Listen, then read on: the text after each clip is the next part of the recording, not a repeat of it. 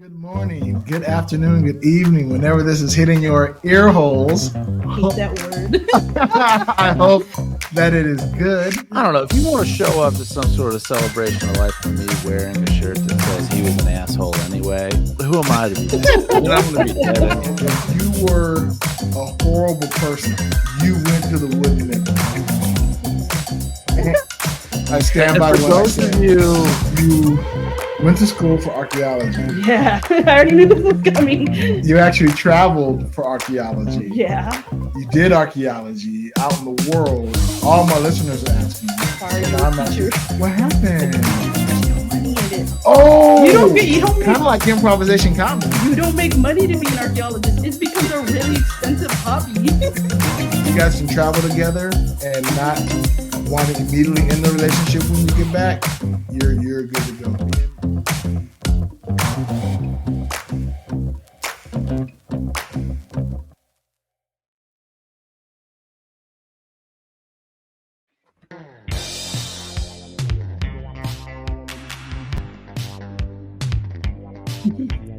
That seamless transition. That's right.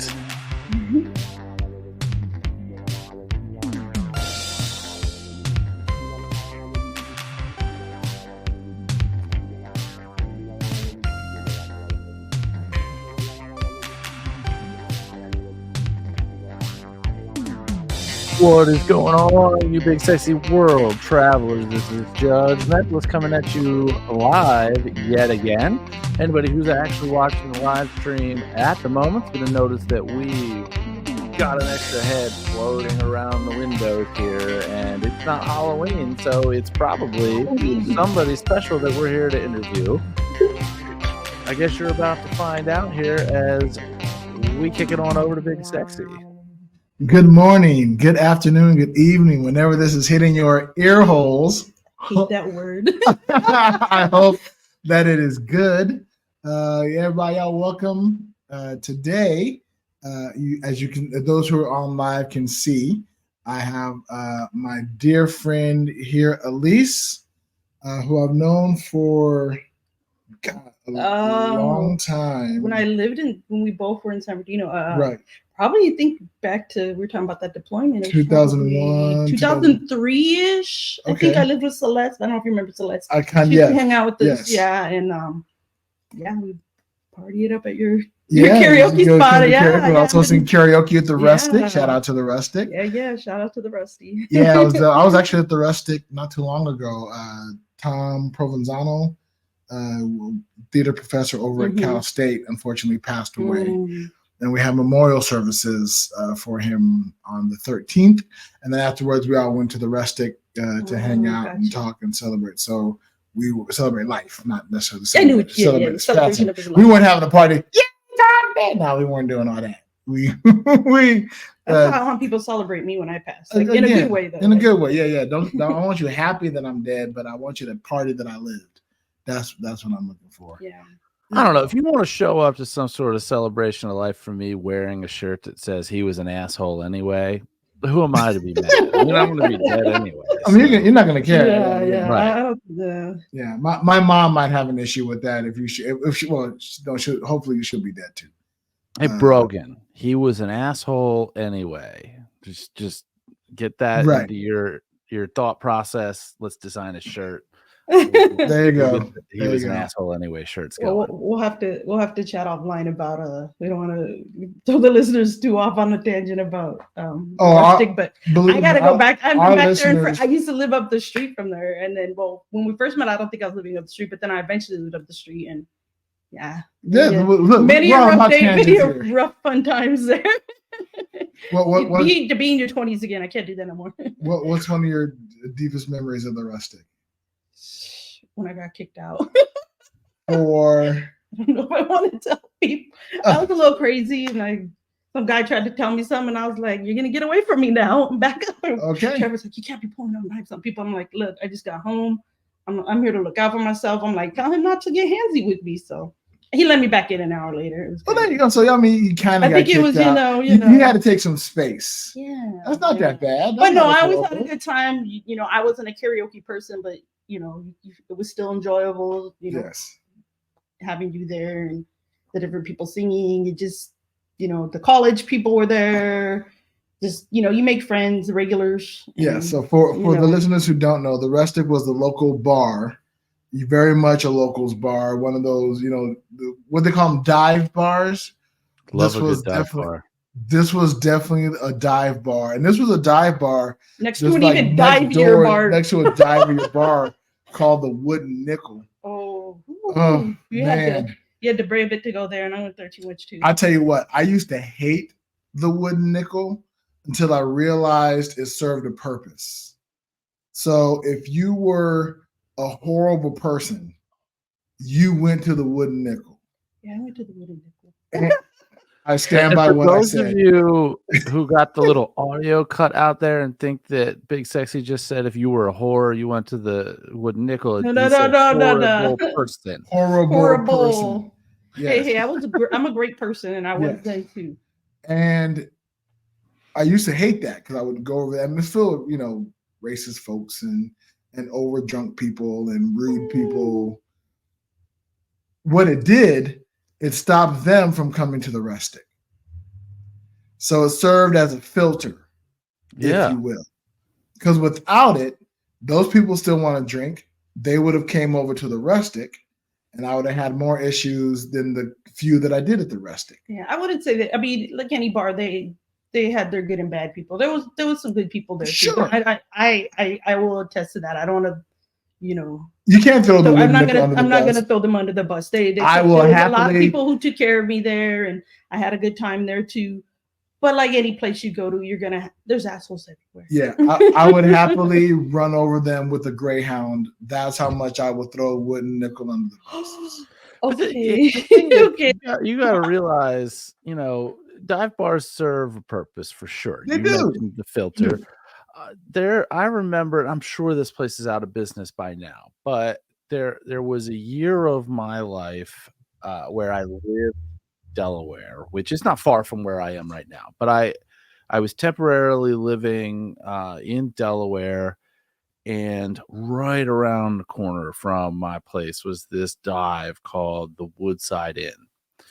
Okay. And see, something about wood. Right, exactly. Several weeks of living there, driving by this place, seeing this, like one of the, those the letters change marquee banners out front, and they would say, have weird shit in there. Not like kitschy, weird, like people are going to take pictures of this and put it on there, but just like a weirdo fucking put this in there. Like, and it was kind of, didn't understand what was happening. Right.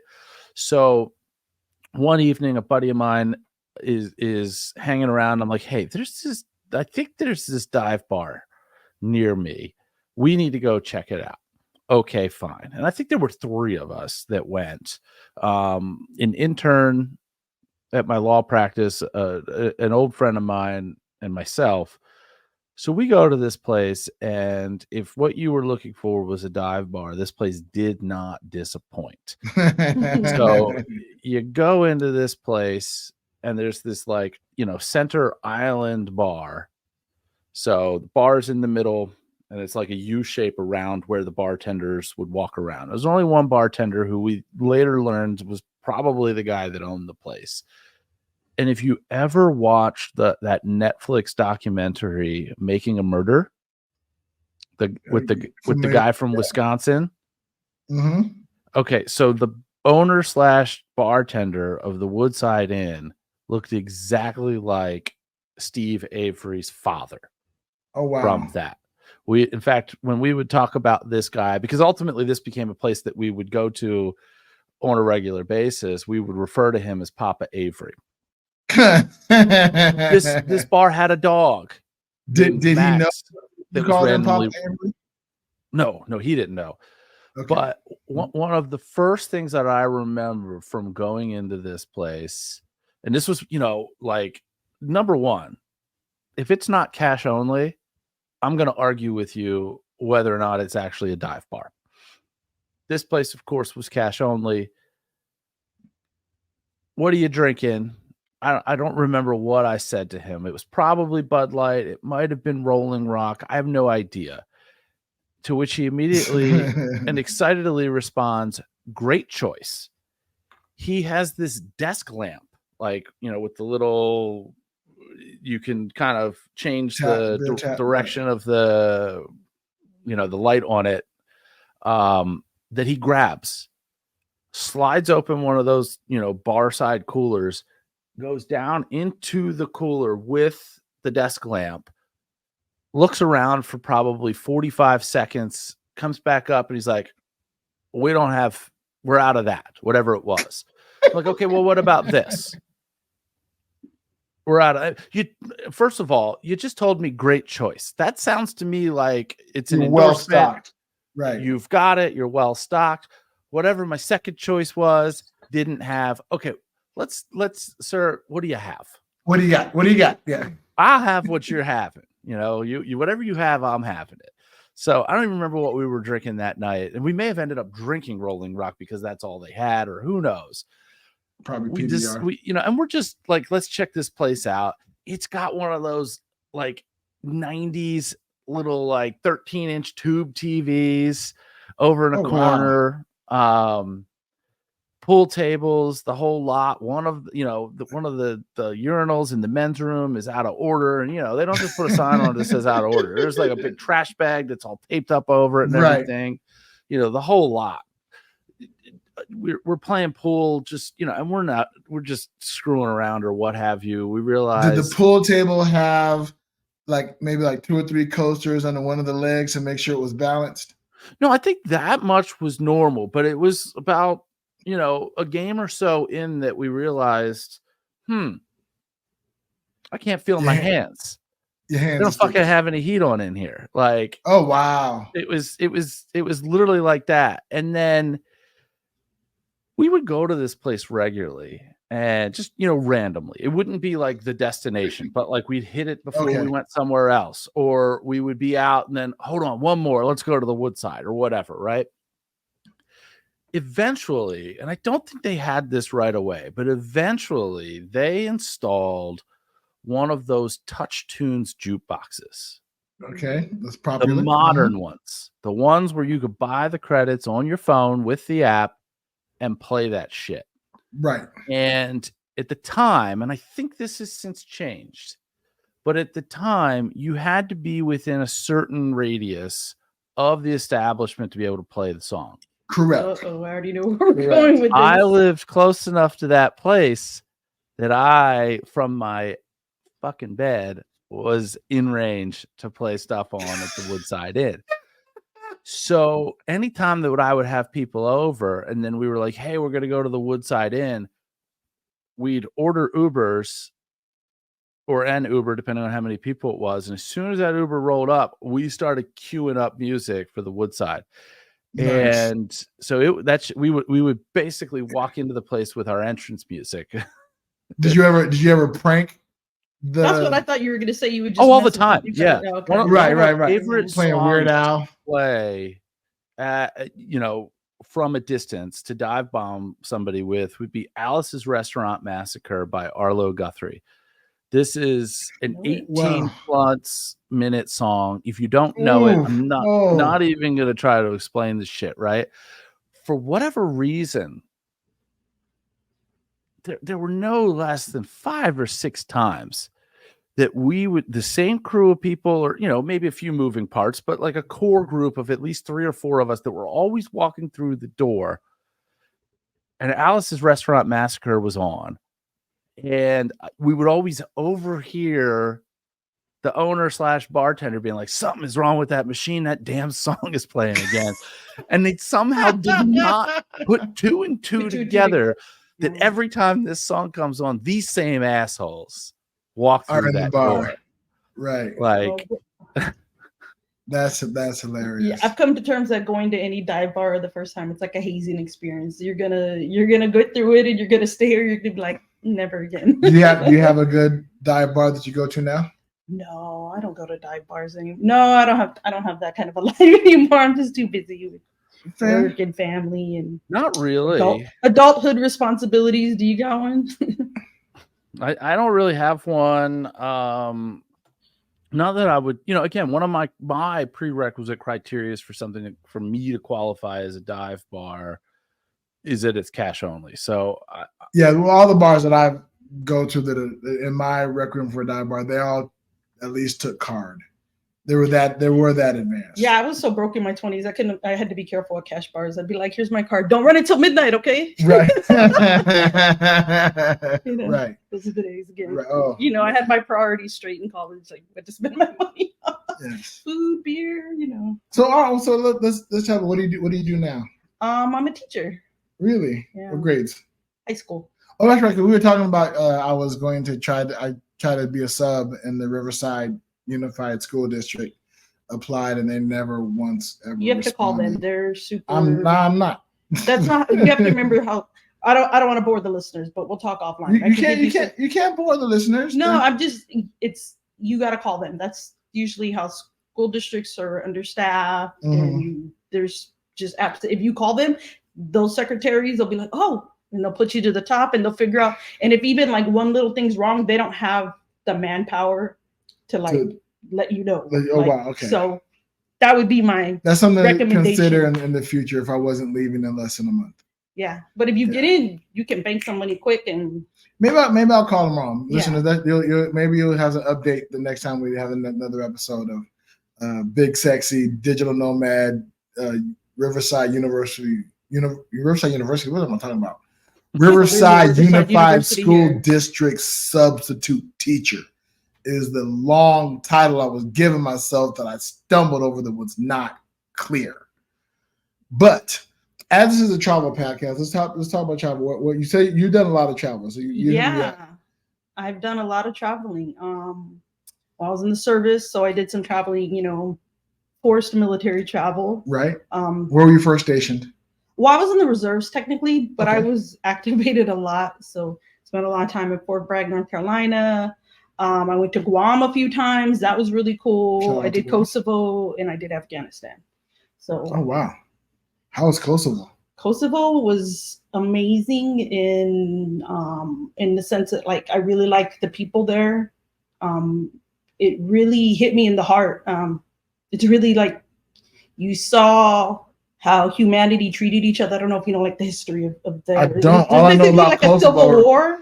That's the best way to sum it up without dragging it on. There was basically a civil war essentially, and during Clinton's era, he bombed them to get them to stop killing each other. But it was quick. It sounds bad. I'm not here to advocate that. Stop killing each other. Yeah.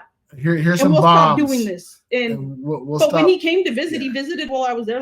The locals hugged him and loved him because it kind of created peace between them. For the most part, you can't always, it's like separating kids. You can only keep them calm for so long. Good old-fashioned peace through bonds. That's why we were there. It was like a NATO operation. So we were there as a peacekeeping mission, and it was really cool because I did a lot of stuff working with the locals and just finding ways to get them to get along with each other. You guys might not be the same religion, you might not look the same, but hey, people are people. Yeah. And that's just how I live my life. Bleed the same underneath. Yeah, obviously none of us look all the same, but I don't care.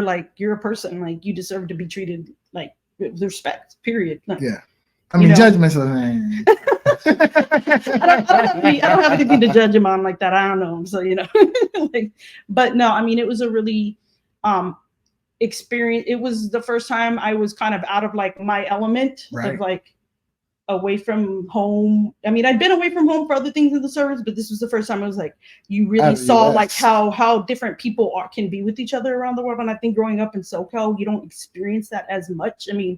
There's racism here. I'm not gonna deny that, but it's kind of we're in a melting pot. So it's it's odd to see that many people that's what it came to for, forces to step in and do that. I'd love to go back and just see those people thriving, and I met a lot of the kids and stuff. So that was really fascinating. Was Kosovo the first stop you made, the first overseas? The first overseas in the military. We did Mexico as a kid. That doesn't count. But yeah, and I was really little, and it was. Yeah, Mexico only counts if you're judgmentalist, right? If you're from the Northeast or anywhere in the northern part of the U.S., if you go to Mexico, that's a thing. Yeah, and it depends on what part you go to. Because Mexico's just like the U.S. There's so many states and so many differences between food and languages and their dialects, and so.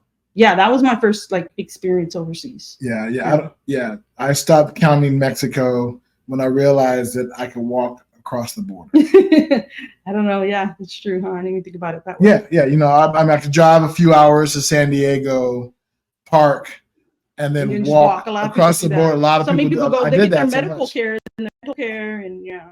Right. Yeah, so that was my first experience overseas, and then I did like the Euro backpacking thing when I was where'd you go? College. Spain. Yeah, I love Spain. I loved it. Italy. What part of Spain? Oh, Madrid, Barcelona, Cordoba. I had to write it down. Sevilla, Toledo, all that. I'd have to look back. I had while I was there, I tried to like, not a diary, but like I had like one of those like back, I don't think people use them anymore. We're gonna date ourselves, like daytimer type things. And I would just put like went here, like bullet pointed where I went. I'd have to look back there. But where else did I go? Italy, Ireland. Only did London for like a day. It was a mess. Travel plans got messed up. But I did the backpacking with some friends. Like I went there for field school because I went to school to be I got my degree in anthropology to be an archaeologist. And so I went to go do a dig in one of the Balearic Islands on Menorca. So I spent 3 weeks there, but I traveled before and I traveled after. And that was so cool. That was one of the greatest experiences. Really? Yeah. Back like just travel. I mean, well, you guys know. I mean, if you can get out of here, I always tell like my students, I'm like, get out of here. Go places, go see people, go meet people, go try different food, get out of your element. Like the world is so big. Yeah, there's so much to see. You went to school for archaeology. Yeah, I already knew this was coming. You actually traveled for archaeology. Yeah. You did archaeology out in the world. All my listeners are asking. Why are you a teacher? Asking, what happened? There's no money in it. Oh, you don't make kind of like improvisation comedy. You don't make money to be an archaeologist. It becomes a really expensive hobby. So, those who you fall into teaching. That's why Indiana Jones. You got the degree. Yeah, and that's why Indiana Jones is way cooler than real archaeologists. Like what he does, most of what he does, he'd get in jail for. Like it's technically theft. Most of what he does is Hollywood. Yeah. And it's different in the US too. Like archaeology in the US, there's just so many laws involved with it and like what we can take out of the ground and what we can't. And a lot of the times they don't dig up stuff in the US. It's more like I followed when I did it in the US, it's like you followed around construction equipment and then you were like, wait, stop. There's something on the ground. Let me bag this and tag it. Like, let me take a picture. And is it, do we leave it? Do we not leave it? Like, I never ran into anything like, an Indian burial. If you ran into a burial, you always had like a tribal monitor. You always had like an archaeologist, a biologist, and a tribal person. They didn't give you like a fedora and a whip. Oh, that would have been cool. Right. But yeah, it was not as cool. I mean, at least in other countries, they're like, dig it up, let's go. Here we're more like, no, and not to be mean to America, we're Americans, but it's not as interesting. We're a younger country. We don't have as many unique finds. Not to say that like the Native American culture isn't rich. Just say it. Our history isn't ours. We stole it. Yeah, that too. That's a whole nother, conversation. But I think it's cool that we do that we do respect that. We're not just going to randomly start taking all this stuff out of the ground without getting the proper permission. Right. But, right. But instead of like in other countries, earlier, we're digging up forts and we're finding different things, and Yeah, I think the design to not pull things out of the ground anymore is a relatively new legislated concept. Because before people would find it, dig it up. Oh, look what I got. Yeah. Try to sell it, throw it in the museum. Like, hey, y'all stop doing that. Stop finding burial sites and thinking you can just have whatever's in the ground. Yeah. No, leave it alone. You're desecrating things. Yeah, and then there's like environmental aspects too, right? Like different animals and it's their environment and what are we doing to the environment we do. So I became a teacher because I needed benefits and I needed to pay my bills. There you go. But but I do teach history, so there's something in there. There's something in there. And anthropology is the study of people and students. I love them, but they're unique people too. Right. You're getting them before they go out and make history.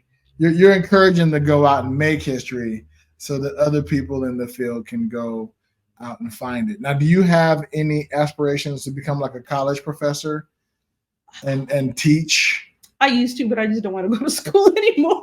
My brain is, I'm done. No more after bachelor's and master's and credential and all that. I'm like, no, I kind of just want to coast. Yeah. I would love, I part of me wants to, but just, you'd have to pretty much have a PhD to be a college, again, to make any money at a university. I guess it depends on the college. You could be, I could only be an adjunct professor. I couldn't. Right. And that's like. You may not need a PhD to teach like at U of R. No, you do. It's a university. University of Redlands, they require a PhD? Most schools do, or I'd have to be teaching way longer, or I'd have to teach education. I don't want to teach history. Right. I wouldn't want to teach like teachers to be teachers. You found your niche. Yeah, I'm good. Like I used to be that person. I did it for so long, just go, hustle. I'm like, you know what? I'm ready to just do my thing and chill, kick back, Earn that paycheck. Yeah. Save up for that pension. Adulting, yeah. How old are your kids? I have a little one. He's almost 3. Oh, yeah, you have a baby. Yeah. He's a youngster. So first one, only one? First one done. Oh wow. No more. That's a toddler. Right. No, we didn't want kids, me and my husband. And then I don't know, this crazy idea and then went and had one. Yeah, so that kind of puts traveling. It's put a little damper, but not a damper in the sense that it's just slowed it down. But we do camping too. Like we have a travel trailer. Okay. So he's gone with us camping. I mean, that's not really camping to some people. It's more glamping. But, well, I mean, that's kind of camping I want to do. Yeah, I did. Where have you gone? Where do you go? Oh, I've gone all over. We took off for a month in our RV one time. To where? All the way to Canada. Ooh, what part? Victoria, just right across the border. Did you ever put anybody in the trunk? No. Specifically when crossing the border, not just putting crossing the border, not just in general, but no, we put grandma up on the top. No, we don't know what movie was that. They're putting the national anthem. Right. Yeah, but that was interesting. It was like we didn't have the kid then. It was me and the husband and 2 cats. So okay, we didn't get divorced, so we made it work. That's I'll tell you the best way to find out if you're in a good, strong, serious relationship: road trip. Travel together. If you guys can travel together and not want to immediately end the relationship when you get back, you're good to go. Me and Nilla travel excellently together. Yeah. I mean, and we're doing it now. It really, really does help. We're both and we compliment each other. Not just like, hey, baby, you look good, but also, she is a lot of the planning stuff. Uh-huh. She's really good at that, finding great deals. And I'm really good at navigating spaces, right? And finding things and problem solving here and there, but also building the tribe, right? Especially when you travel, finding friends, connecting places, going places, finding social events, finding fun things to do, and working out the giving the ideas for better aspects. Like, okay, I have an idea. There's this really awesome thing we should go see, and she's like, or she'll be like, there's this really cool museum, and I'll say, okay, to get there, we have to hop on this bus. We'll take this. We'll travel here. I'm really the directions guy, right? Okay, we'll go here. I'm the navigator, as it were. Yeah, it definitely takes time to get to that way. I mean, and I think like I would imagine backpacking in Europe right now, or being in Europe's got to be a lot easier now with like smartphones. I mean, I think I had like the beginning stages of smartphones, so it was like get into an internet cafe and it was like MapQuest or Tom and what is it, like Expedia to find where to stay. I think now there's so many like other things. It's got to be more interesting. But I learned the hard way. I made a lot of mistakes because I was kind of the one while we were there. We didn't plan everything. Like we knew it. I knew where I was landing, and I met up with some of my friends because some friends were already there, and we met up with some of them. And then another one arrived, and then like 4 of us were together. Then 2 went home, and the 2 of us were still together. And I was kind of the like finding the hotels or the hostel or whatever. We only did hostels like once, and there was enough of us because between 4 people, you can afford a hotel. We could get a hotel room and we could make it happen. Like it ended up being cheaper most of the time because they would like nickel and dime us like at the hostels. Man, I never lived that backpack European travel life, and I really wanted to. I remember, growing up, I used to see the world, and oh man, I really want to go out and do that. Just school and work and life, adulting will get in the way, and it'll let it get in the way, and it just sticks and stays and doesn't go. But now I'm living that life. Now I'm really happy to be living that travel life. Well, they always say getting around the world. Youth is wasted on the young, right? Like when you're young, you don't have the money or you don't have the this, and then it's like, right. I mean, still nobody's rich. I'm like, I'm not rich now, but as you get older, like you may have more fundage to do so, but it's like, okay, I'm getting older, so I don't move as well as I used to physically. More things that anchor you to where you are, and you don't have that freedom to go and do that kind of stuff. Yeah. Right. But I've been lucky. I've been to a lot of countries. I've been to a lot of states. I've gone to a lot of national park. I've done, like I said, I like all modes of travel. And I like camping, and I like some trips where it's like, oh, we're going to a nice hotel this trip, and then we're flying, or this one we're driving. So I've done a lot of different modes, and I guess it's just kind of, depending on where. I just came back from Alaska, actually. Oh, yeah. What was happening up there? Went to go see the Northern Lights. Did you succeed? Yes. How was it? It was amazing. I didn't know what, I didn't have anything to do with the planning of this one because of the little one. This is like one of the first trips. I'm like, I don't know, you guys, just let me know, just tell me what time we're flying in and where I gotta be.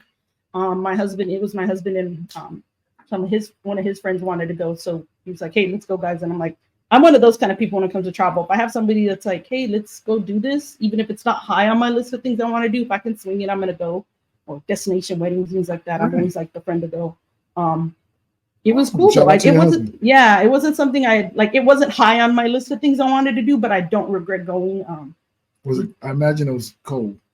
It was cold, but it wasn't as cold as I expected. They actually said they were having like a warmer winter, and the snow had already stopped falling. Like there was still snow on the ground. But I mean, it was still cold because I'm still cold. We didn't grow up in the cold. Yeah, we grew up in. Yeah, I mean, I definitely anti-winter. Yeah, but it was a really cool city, Fairbanks. And you just you're gonna go. You have to really it's something I learned later. It's like you have to look at part of what messed us up was one of the nights it was super clear because you need you needed to be clear, no cloud coverage, but it was a full moon, so we couldn't really see anything. It was now we know if we ever go back or somebody goes back, don't go in. You gotta follow the lunar. Yeah, and then there's certain months. I mean, we went during the months when they say it was the optimum viewing, so we got to see him. I think we went was it 5 nights we tried, and out of the 5 or 6 nights we had three nights we saw them, and one really good night. So, but you had to go every night, start at 10 p.m. and stay up to 2 and just. Where did you go? What? So you stayed in Fairbanks. We stayed in Fairbanks, yeah. Right, but then to go see the Northern Lights, you have to travel. You stayed in Fairbanks. You just had to get out of the city so that there's no the lights. Yeah. There you go. That's the word I was looking for. The lights. So and we just went. There's one main road to go to this thing called Chena Hot Springs, which is the biggest touristy thing you can do there. We did that. I don't know if you guys know what hot springs are. Where you can the hot springs. And the springs, but we were around the snow. They're naturally fed by the water. Yes. Heated by the environment. I'm not a scientist, clearly. I teach history. Okay. So we went on that road. There's different tour groups you could do where they'll drive you. We did one night where we stayed at somebody this tour has it was a lodge. Mm-hmm. So it was really cool because it was inside they had hot cocoa and tea and coffee if you wanted it. And then they had a nice deck and there was no exposure. So we were able to go there at 10 p.m. and we got to stay there till 2. So it was kind of we didn't have to be in the elements, and everybody would just kind of take turns being the one out there. Waiting for the show. And when it happened, they let everybody. They were let's go. Because those people of all age. There was even some very elderly people. So it was really good for them. They weren't like us on the other nights. We're out in the cold, okay, just waiting. So it was nice to have that for one night. Was it this is the first time you ever done something like that? Yes. Seeing the night lights. Seeing the Northern Lights. Yes. That was the first time to Alaska. I hadn't been to Alaska before. That was my first time. I want to go back. Really? Yeah, I want to go do the national parks, and I want to see glaciers. So I want to do Alaska, but via cruise ship. Yeah, my parents did that. I hear it's really cool. Yeah, I definitely want. We always keep talking about doing the Big Sexy Digital Nomad cruise, and I'm always toying with Bahamas, Europe, Alaska. Those are my top 3 ideal destinations to do. I wouldn't mind doing a cruise, and I just saw one advertised not too long ago that jumps around the islands in Greece. Yeah, so our honeymoon was Italy and Greece, and it was an 11-day or 11 or 12 or maybe 14-day cruise. Where did it go to in Italy? Yeah, that's a good question. I don't know. I gotta think back. It started off at Civitavecchia, and then went to Pisa, and then started going to other places I couldn't pronounce. And then it went to Heraklion in Greece and Athens, and a few other ports that I can't pronounce that I don't recall. But it did quite that, and it went to Sicily. Yeah. And then back to Civitavecchia. I think I'm saying Civitavecchia right. Yeah. It's a port just outside of Rome, where most of the ships. To Rome, but I don't remember. I don't remember. Yeah, we flew into Rome and stayed for 5 days in Rome. Yeah, that makes sense. You need a few days there. Yeah, and then we did all the touristy stuff. Mm-hmm. I highly recommend doing the big bus hop on, hop off tours. They have one in Rome? Yes. Okay. Yeah, it was great. We paid for like 3 days there, and it was one thing that we always did. We love to do. One of the greatest stories I have is on the cruise. We, they had one of the ports. They had the hop on, hop off bus tour, whatever. Bought a ticket for that, and we were waiting. We're in this area, and we saw it's the world's largest moving clock tower, right? And we watched it. That's somewhere in Italy, and we're enjoying it and watching it. It was amazing, phenomenal. And then everybody went to get on the buses, and so a bunch of people, so really crowded, and people started to push and shove. And somebody pushed me from behind, and I was getting ready to turn around and say something. And before I could, somebody said, "Hey, that's Big Sexy. You don't push Big Sexy. You back up." What I didn't realize was that we were cruise ship celebrities, my wife and I. And apparently we had an entourage of followers and people who were looking out for our safety out in the world. In the ports, I felt so superstardom right there. My ego at was the same time. Oh, I can't get around his head. It's getting bigger. If you were to transpose the words that were said out of context and then listen into them behind the walls of a prison, they mean something totally different. Yeah, I thought you were just gonna say, because I noticed when I was in Europe, like personal space is a lot different than like Americans. We're more like it is. I mean, right now we're close, but like I know you, like versus like in places where like we have lines or queues, as they say in other countries sometimes, right?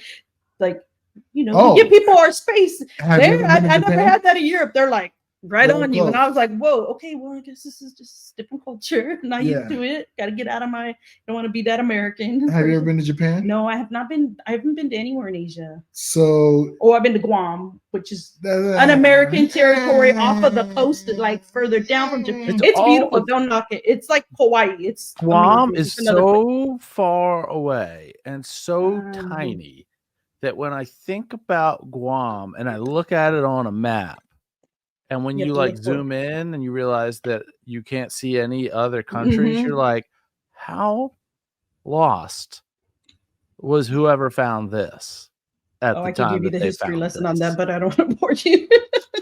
Please tell us the history of Guam. I don't want to go into that. No, I just think there's a lot of Japanese tourists that, like, from what I understand from the tourists that I talked to from Japan, that's like their version of Hawaii. Like how Guam right here from the US we go to Hawaii because it's close enough to us. I mean, it's not part of their country, but it's close enough to them that it's not a long flight. It's a vacation. Versus like, I'm talking about we can't go to like Bali or whatever. That takes us a long time. Who found that place? And who found Guam? I'm not going in. We're not going. I don't want to. I don't want to. You can answer that question. I want to move on because I don't want to be. I worked all day teaching. I don't want fair. It's like I want to be in a good mood. It's like asking a stripper to strip now. No, I just got finished sliding around the pole. I don't want to. I've been teaching all day, but I want to talk travel. Fair. Although technically I would be talking travel. But I digress. What I was going to say about Japan is what I learned is, and I've seen video of, is on the trains in Japan, there are workers in the train station whose job it is to push people into the train during rush hour, pack like sardine during rush hour. So they can get more people. So it's like New York, you will stand there. You will stand, and your back's out of and then you'll feel hands, and they will push you in, and and then the doors close behind you. And then that's just, and then you pop out the next stop like biscuits. You just fall out, yeah. Just pop back out, and somebody's job is to get you in and squeeze you in tight. There's a part of me that wants to experience that, and a part of me that sounds absolutely horrible. Mm-hmm. Did you? So then, have you been on the trains in Italy and you've been on the trains in Spain? I have not been on the train. Yeah, that's a lie. Yes, I have. We did take the train. There's quite a different. At least when I went, like, the trains in Spain were like clean. I think we got tricked because we first got to Italy, and I'm like, oh, like this is. I don't want to sit here. But you had no. And then as we got to Italy, to Spain. I'm like, okay, these are cleaner. And Amsterdam is like the cleanest city. Right. Yeah. Amsterdam. Man, they don't play around there. Yeah, Western Europe, they have very excellent. Well, no, like I said, the Italy trains were. But Italy, well, we didn't do any listeners. Yeah, shout out to who you are. We didn't do any train in Rome. Like we didn't do any city train. Mm-hmm. Only train we did a train from Rome to Ceuta, and that train was fine. Okay. That was a nice train or whatever. And then in Spain, we did the train from Barcelona to Malaga. But I have since then ridden. I have since ridden the train back and forth in Malaga from the city center out to Benalmádena and around those different areas. It's a very nice system. Shout out to the train system. But guys, look, this is Big Sexy talking to the Spanish train system, the rail system in Malaga. Go 24 hours. Just do it. It's about time that you just go 24 hours. You have a late night culture. Things in Spain, people go to dinner starting at 10:30. Your train shouldn't stop at 11:30. That's why they party all night, and then they don't get on the train till the morning. That happened to me when I was backpacking. We were in Madrid, and there had been a Real Madrid game, which is like, right. I know it's football, it's soccer. Yeah. It's like they're Yankees of that area, huge, right? It's a big team following, and they had a game that day, and it was just a friendly, meaning like it wasn't like a championship. Oh my goodness, they partied in the streets. Like you would have thought they won, like how we have a Super Bowl party, like, or when a team wins their national championship. This was just a friendly, like normal, whatever Madrid game. They were partying all night. Well, because we had to get somewhere the next day. I'm on the train with my big old backpack, and it's like moving around, and there's girls, and they're like holding onto the pole, look like they're about to throw up. Like guys are like, I was like, they had a fun night. So that's why they don't go all night. It's because they party and then they just get on them in the morning. Well, but that's the problem is, I tell you, there's that window of time between the end of the party and the first train, at least in Malaga. Because when I went to the San Juan Festival on the beach, I expected to do that. I knew I was going to be out late, and at first I was going to try to take an Uber or a Lyft, and they wanted way too much money. And so I said, well, I'll just Uber to the train station. And that was a lot of money just to go like barely, a mile and a half or whatever. I should have walked. Now, in retrospect, I should have walked and I could have made it in time. Anyhow, the train, that time between the end of the party, which was right about 4 a.m., right, people wind down, and then the first train, which was 6:30. Killing that 2.5 hours was murder. Because it's cold. You're tired. You've been on the beach.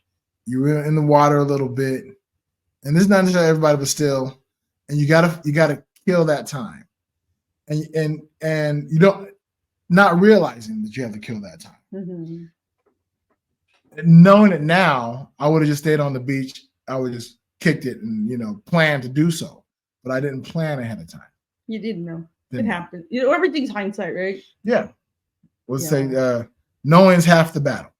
So where else have you gone? What other places spark memories that like? So you loved Alaska. Yeah, I mean, I loved the experience of seeing the lights. I mean, I don't know if I'd like live there or anything. No. I'd go visit again for sure. I want to see other stuff there. You're gonna find it funny, but I loved Spain. Yeah. So I mean, that makes sense. Yeah, I mean, I got it was really cool that like I studied there. And do you speak Spanish? No, I'm not fluent. Okay. I'm one of those. You got California Spanish. Yeah, I mean, I understand more than I probably give myself credit for, but I'm also Latina, so then I'm expected to speak it. You're definitely getting spoke to in the native language. And then you get hated on because you don't speak it, and right. It's that whole like, well, aren't you Mexican? And then it's like, yeah, they're not going there. Right. So, but that is something I recommend if you're going to travel, like anywhere, like know some of know some conversational stuff, whether it's like hello, goodbye, thank you, please, or right. Excuse me, because you bump into a lot as a traveler, especially when you had a backpack, if you're doing backpacking. Yeah, and even then the Spanish in Spain is it's different. It depends on what part of Spain you go to. It's totally different. So technically I've been immersed in Spain for 6 months. Yeah. Granted, 3 months on, 3 months off, with the middle 3 months was spent immersed in Romania. But I've been immersed in Spanish culture. Yeah. Immersed in Spain. I thought when I came back to California, and there's a lot of Latinos here. Oh, yeah. A lot of Mexicans here. Yeah. I thought I would still be able to catch bits and pieces of Spanish that would be spoken. I've also been doing Duolingo. Yeah, and even I'm on 199 day streak. What's my streak? 199 days. Yeah, I do Duolingo. Yeah. Right. Today, when I do my Duolingo, will be streak number 200. Y'all look out for that social media post. When I got back and I heard a couple, and every now and then I would start listening to people talk Spanish, just listening in, leaning in, and they're speaking Spanish. Do I understand anything they're saying? No, not at all. You have to truly like watch. You have to like 100% like immerse yourself. Like part of what's helped me is I don't know. You're gonna have to watch like soap operas. Watch novellas and watch them in Spanish with English subtitles. Mm-hmm. Like there's some really good ones on Netflix. They might be kind of girly, but I like them. I mean, there's different ones you can watch, but yeah, I think it's frustrating. I wish I spoke, but my parents grew up in that era, like the 50s when it wasn't good to have an accent and it wasn't good to have, they wanted. Was there no Spanish spoken in the home? There was, but it wasn't like. Fluent. For me, it wasn't for me to pick it up. Like it was my dad's first language technically. Okay. And then my mom didn't pick it up till she was in like her 30s.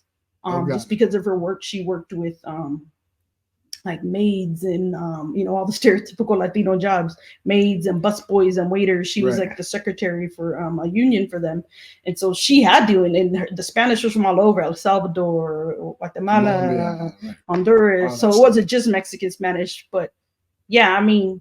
I feel like I can get by more than I give myself credit for. It's just I have to get over people putting me down, and I hate that about it. I really wish people like you probably get more love when you try to speak it than I get. Well, yeah, because I'm obviously don't. It's not obviously native to my tongue unless you're Dominican. I'm Dominican or Cuban, Unless I'm in that area. Yeah. But yeah, for the most part, in SoCal, I don't even try because. I'm just gonna get the like eyes rolled at me, and when there are people who aren't that way with me, I really appreciate it because it's like I want them. And then when I travel, it's so funny because you go places like we were in Vegas one time, and like the cab driver was like from I don't remember. I think he was from Ecuador, and he was like he wanted to practice his English, and I'm like, but we want to practice our Spanish. Right. I do. I tell you what, I made the mistake. We had a garage sale recently, and I made the mistake of speaking Spanish to some of the people who came to buy some stuff, and I made the mistake of saying perfecto. And they were speaking Spanish to each other, and then they spoke to me in English, and then I made the mistake of saying perfecto. And then she hit me with a barrage of Spanish, and I went, nope. That could be like poquito. I don't. Yo hablo español un poco. Yeah. I always say, hablo poquito, or entiendo, pero no hablo bien. Like I can understand you. I say entiendo más o menos, like more or less I can understand you, but I can't speak it well. So see, I barely understood what you just said right now. I said I understand more or less, meaning I'm not gonna 100% get what you say, right. And I do not speak it well. How do you say more or less? Más o menos. Más o menos. And see, you're gonna be all thrown off because you're in Spain, and the Spanish predominantly spoken here is predominantly Mexican Spanish, because that's the most population. There are other Latinos. Don't get me wrong, my husband's a Guatemalan, but there are mostly Mexicans in Southern California. We do have other South and Central Americans too, and other ones. A lot of South American Caribbean, Latino. Not a whole lot of Spaniards. Yeah, so you're mostly gonna hear that the Spanish, but then even then there's like Chicano Spanish, where it's like there's a difference, and then I heard a lot of slang growing up, so it's like I'll say something to a friend and they'll say something, we're both like, well, what did your parents say for that? And even then it can be like where they originally were from in Mexico. It's just like here in the States, right? Some people say soda, some say pop, right. Unless you knew that, you might be weird to somebody who doesn't speak the language. Yeah, some people say car, some people say ka.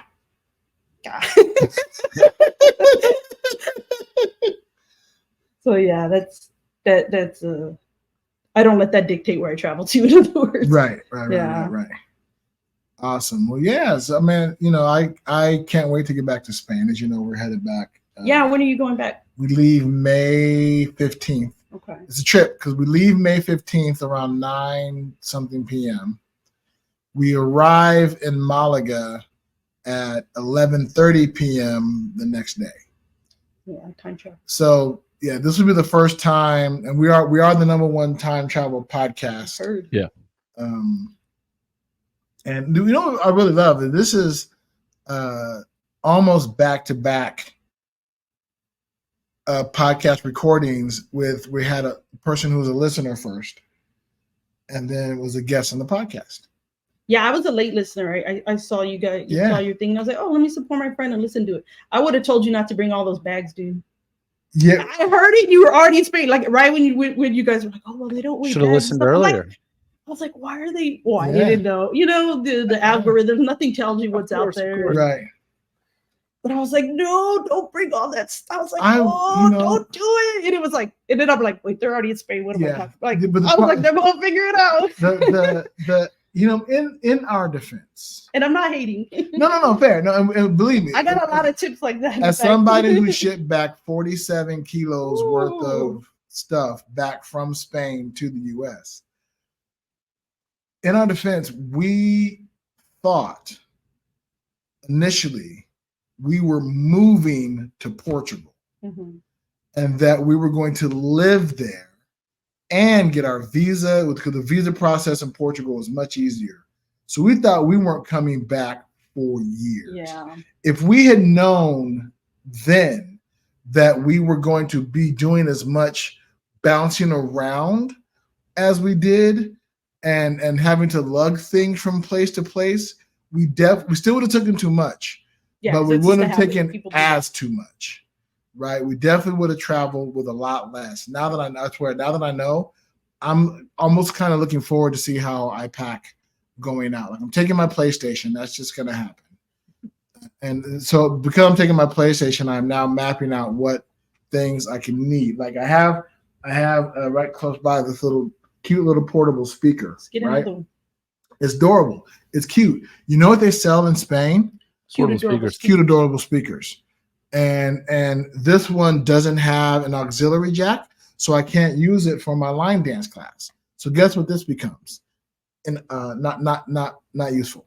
So, and this has weight, and so this is weight that will not be in the bag, where it will be taken place by my controllers. Yeah, it's just from what I noticed, it's just not a culture that caters to like having a lot with you. I mean, plus, it's again, older countries are like they're older country. It's an older country. There's a lot of cobblestones, and right. So you can't be like rolling your bags. Like, and initially, like we, before our and my listeners have heard me talk about this. And so sorry if we hear this recap, but we initially when we were going to travel across the country, just across the U.S., going from California to Miami, that was going to be all of a car ride. Mm-hmm. So I was going to pack along to be able to lug everything. Yeah.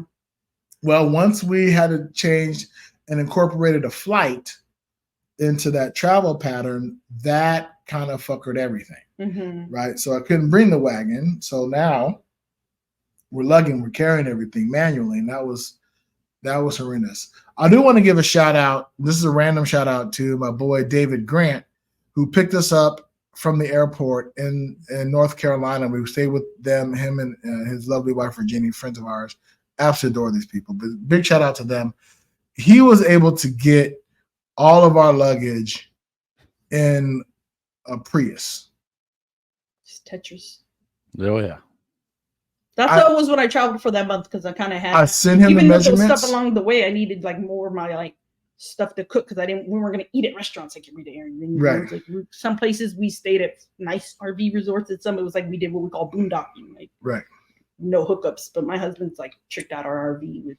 But see, you had an RV, so, with what do you call it, like solar panels and all the cool stuff, Oh man, next time we're in town, we have to do a RV trip someplace. That'd be awesome. Because that's one type of travel I've done sporadically, but nothing like major. You know what I mean? Yeah, we've gone to national parks. We've gone to others. We've gone all the way to.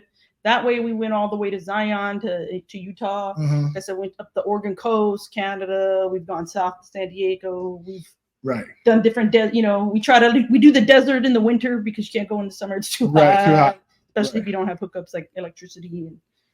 I've gone interesting. To you feel Burning Man in an RV, and I've gone to Ren fairs in RVs. You did Burning Man? Mm-mm. One time, I had hippie friends. I don't want to be. Yeah, I don't. And it was before it was as popular as it has become. It's too hot. I think I would be miserable. I live in Vegas.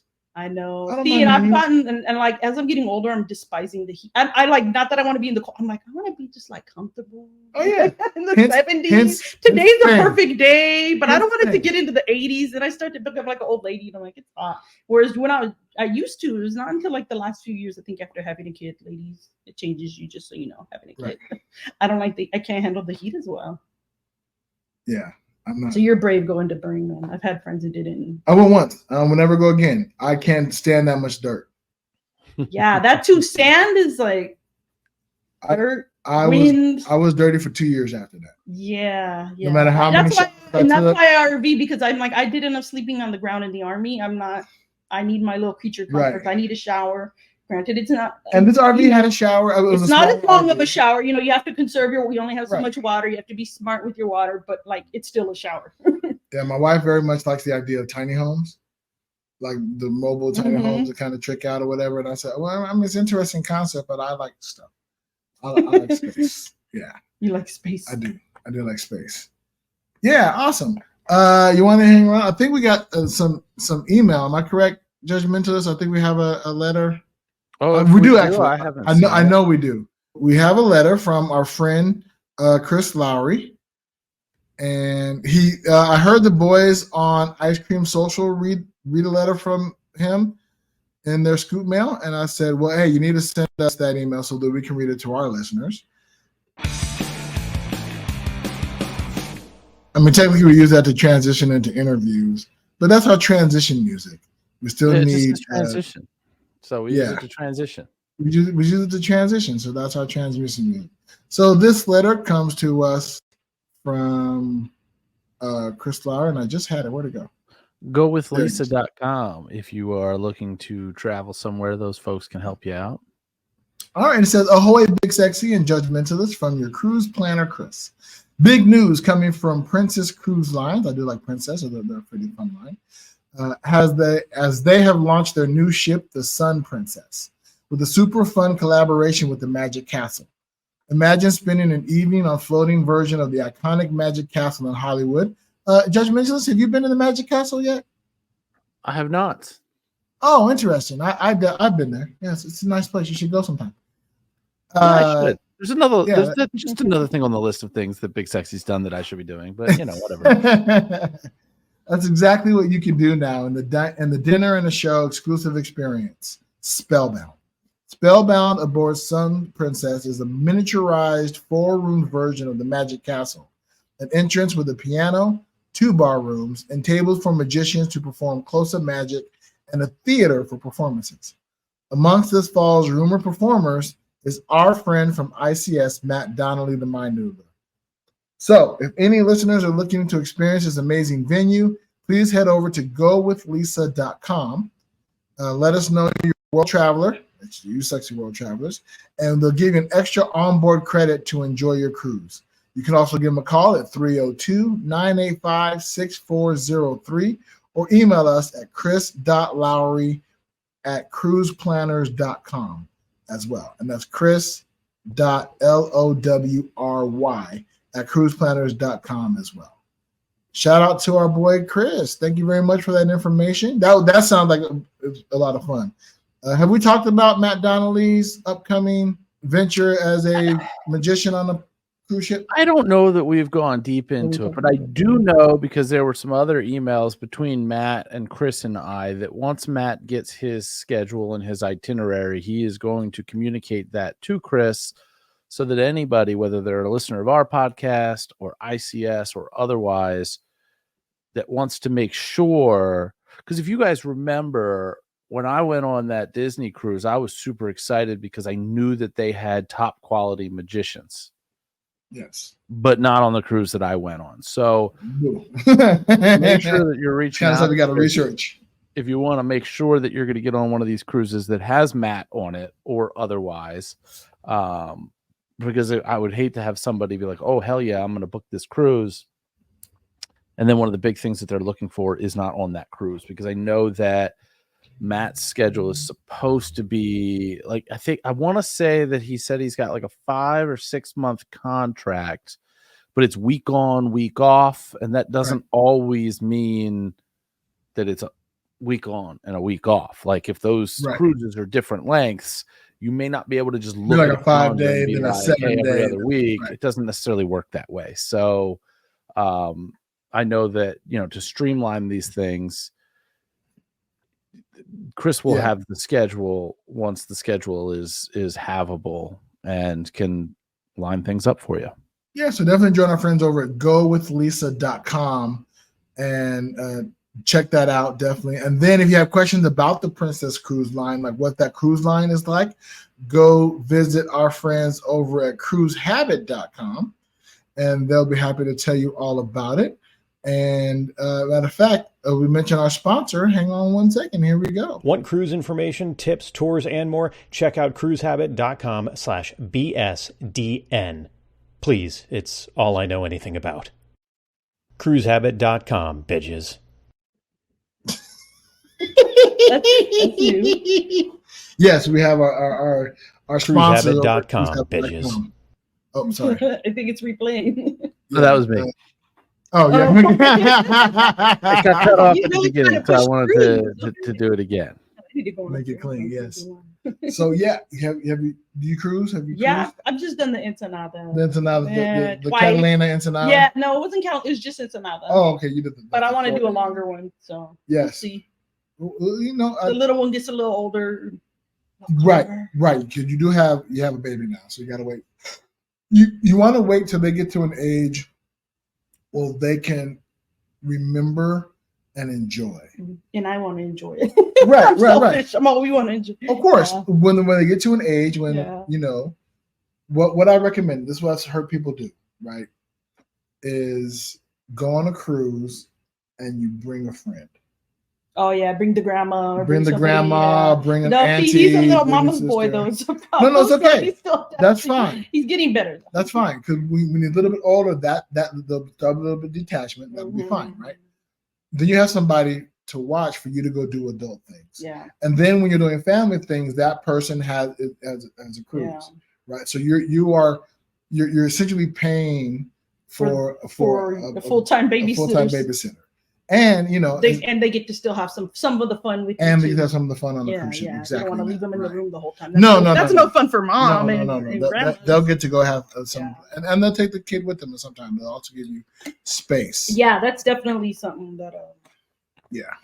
That's how you do it. it. And then we'll listeners, as you know, we're always talking about doing the Big Sexy Digital Nomad Cruise. I imagine that by the time we'll have enough sponsors to be able to fund something like that, it's going to be about 2026.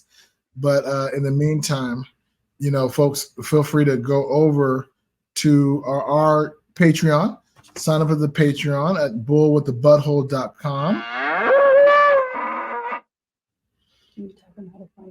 Well, you two can. Oh, actually, yeah. Well, don't worry. We'll definitely get to that. Okay. Yeah. Well, so be sure to support the podcast.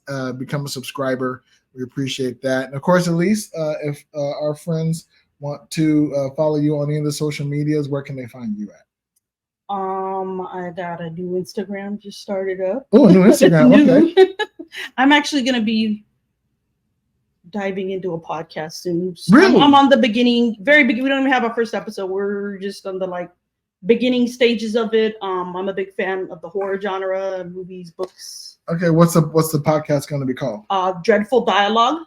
Dreadful Dialogue. Dreadful Dialogue. Nice. Yeah. So you can find me at SpookyVibes_Elise and Dreadful Dialogue podcast. Like I said, we're still very, very beginning. Hopefully soon we'll start getting everything going for that. But if you're into anything spooky and horror related, check that out. Me and my co-host will be on there. And now, are you going to do reviews of movies or mainly movies, but we'll cover other things too. Okay. Episodic stuff. What about stuff like Halloween haunts and stuff like that? Theme park. We're hoping to cover Midsummer Scream, which is one of the really big horror conventions that happens in Long Beach. Nice. I just went to Creep IE-Con a few months ago, which was here in Ontario. Have you gone to HorrorCon? I haven't gone to horror. I've been at the big HorrorCon. Which one is that one? I don't know. It's called HorrorCon. There's a lot of. It's called HorrorCon. Oh, okay. Yeah. No, I've been to Monsterpalooza. I do a lot of them, little pop-up stuff. Are you familiar with Final Girls? Like the concept of Final Girls in movies? Well, not just the concept, but the YouTube channel and. So I thought you had somebody. Yes, we did, my friend. I was like, the bonus episode. Stephanie Bale, one of my dear friends, is one of the Final Girls. They do reaction videos because a lot of them don't watch horror movies, and so now they watch them for the first time together and record their reaction. Oh, okay. Wow. And I don't think they don't have a podcast about it, but they do have a YouTube channel. Okay. So shout out to Final Girl. Shout out to my friend Stephanie. But definitely check them out. Because again, they might be cool people to have as guests. Yeah, on their podcast, sure. Yeah. And they're here in Southern California. Oh, okay. Yeah, I will have to reach out to her. Look at Big Sex a fellow lover of my genre. Connecting folks. Exactly. You guys also, if you want any of the Big Sexy Digital Nomad merch, go to our merch store at whereisbigsexy.com, where you can get our merch. Currently, I'm not wearing any merch. I'm wearing some ICS merch right here that I also got at their store, but you can go to our store at whereisbigsexy.com, get you some Big Sexy Digital Nomad merch. Where is Big Sexy? In the style of Where is Carmen Sandiego? That might be my favorite piece from our dear friend Brogan, who put together pretty much all of our artwork. And Brogan's our friend over there. Hey, buddy, nice podcast. Yeah. Right. Yeah, she does a lot of our artwork. She does all the artwork, right, for you, Judgmentalist, and for Elkton Magic and stuff like that. Yeah, pretty much. Yeah. So shout out to Brogan at 7 Billion Needles. We appreciate you. Oh, by the way, and again, as we always hit tell stuff at the end of every episode, Sarah, you were on Hey Buddy Nice podcast again. I was.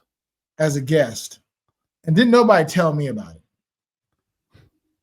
I had to find out from Journeyman Jesus in his episode. Shout out to Journeyman Jesus, whose interview episode's coming out next Saturday. Not this Saturday, but next Saturday, the 27th.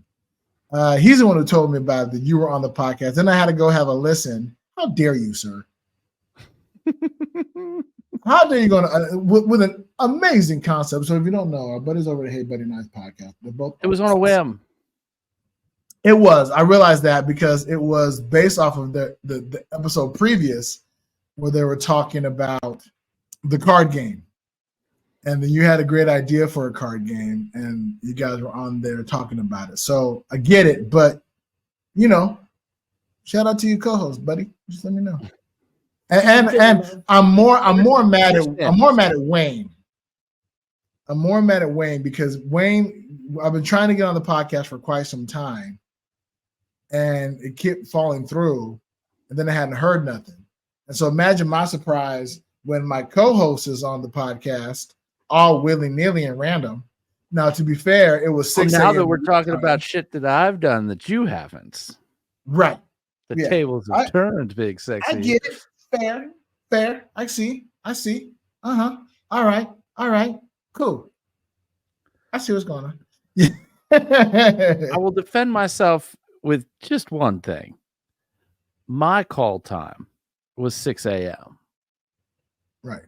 So which would have been 3 a.m. for me. 3 a.m. for you. You probably wouldn't have been able to do 6. I definitely would not have done 6. Let alone 3. But I could do 3. Ooh. I'm a late nighter. I'm definitely a late nighter. I could have done 3. I was trying to help you out with that, Judge. It backfired. it would take some caffeinated tea, but I could have done 3. So hopefully I'll reach out to them and when you're back in Europe, it'll be like 11 or noon. It'll be a lot easier, much easier. Yeah, so I'll get back on there. But yeah, so we'll be on the lookout for your podcast. Be sure to let us know, write in and tell us. And thank you again for being a listener to Big Sexy Digital Nomad. Really appreciate that. And listeners, we appreciate y'all. Take care. Let me do all this cool stuff while I'm talking. Hang in tight. Enjoy yourselves. And in the meantime,